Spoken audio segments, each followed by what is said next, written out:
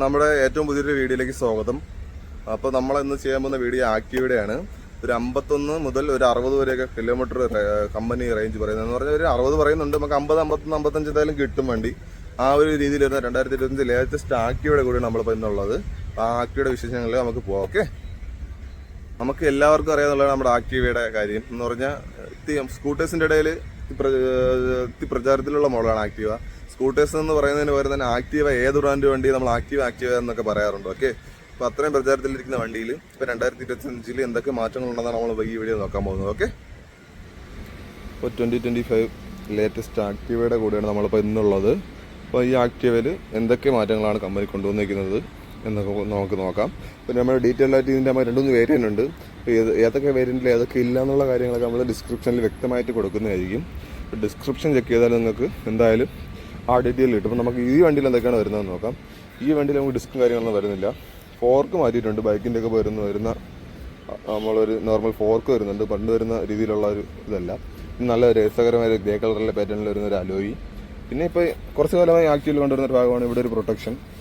പെട്ടെന്നൊക്കെ ചെറുതായിട്ട് പോയി നമ്മൾ വേറെ വണ്ടി ബാക്കിലേക്ക് ചെറുതായിട്ട് തട്ടുകയാണെങ്കിൽ വലിയ പ്രശ്നം വരത്തില്ല. ഇപ്പോഴും മെറ്റലിൽ തന്നെയാണ് വരുന്നത്. ഈ പൊസിഷനും കാര്യങ്ങളെല്ലാം പണ്ട് ഇവിടെ നമ്മളാ ഫൈബറിൽ വന്നിരുന്നു. അതിപ്പോഴും ഫൈബറിൽ തന്നെയാണ് വരുന്നത്. പിന്നെ ഏറ്റവും വലിയ മാറ്റം എന്ന് പറയുന്നത് നമ്മുടെ ഈ മീറ്ററിലാണ്. മീറ്റർ നമ്മൾ ഓണാക്കി കാണിക്കുന്നതാണ്. ലാസ്റ്റ് നമ്മൾ എന്തായാലും മീറ്റർ ഓണാക്കി കാണിക്കുന്നതാണ്. നമ്മൾ ഡിയോയിലും ആദ്യകാലത്തെ യൂണിക്കോണിൽ കൊണ്ടുവന്നിരുന്നൊരു മിററാണ് ഇപ്പോൾ നമുക്ക് ആക്റ്റീവ് കൊടുത്തിരിക്കുന്നത്. പിന്നെ നമുക്ക് ഇത് കൺട്രോൾ ചെയ്യാൻ പറ്റും.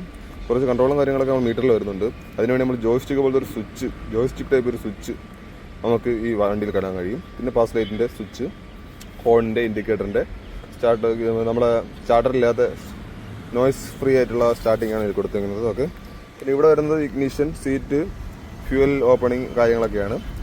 ഈ ഭാഗത്താണ് ഫ്യൂവലിൻ്റെ കാര്യങ്ങളൊക്കെ വരുന്നത്. ഈ CVS കഴിക്കുന്നില്ലേ, ഈ ഭാഗത്ത് നമുക്ക് ഫ്യൂവലിൻ്റെ ഓപ്പണിങ് അവിടെ നിന്ന് ചെയ്യുമ്പോൾ കാണാൻ പറ്റും.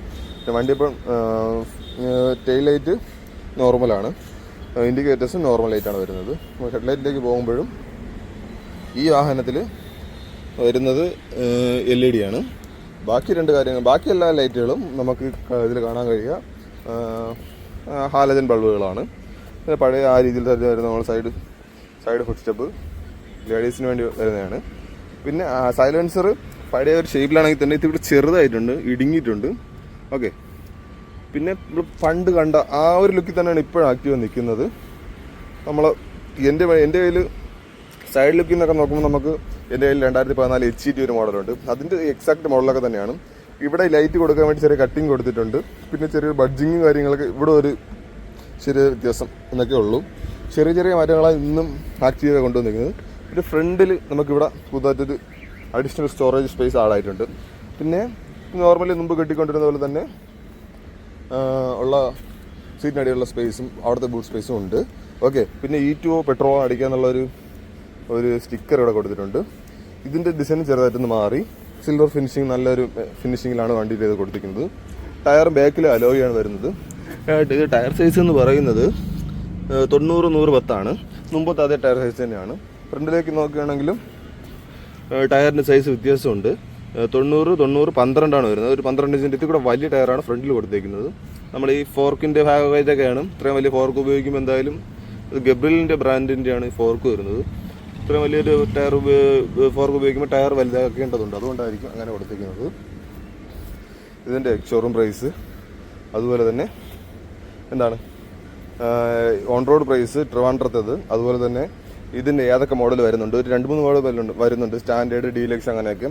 അപ്പോൾ ഇത് ഏത് മോഡലാണ് എന്നെല്ലാം നമ്മൾ ഡിസ്ക്രിപ്ഷനിൽ കൊടുത്തേക്കും. ഓക്കെ, നമുക്ക് ഹാൻഡിലേക്ക് കുറച്ച് താഴെയായിട്ട് ഇവിടെ ഒരു പോർട്ട് ഒരു സോക്കറ്റ് ഉണ്ട്. C to C ആണ്. ആ ഒരു സോക്കറ്റ് നമുക്ക് ചാർജ് ചെയ്യാൻ വേണ്ടിയും ഈ വണ്ടിയിൽ നമുക്ക് കൊടുത്തിട്ടുണ്ട്. ഓക്കെ,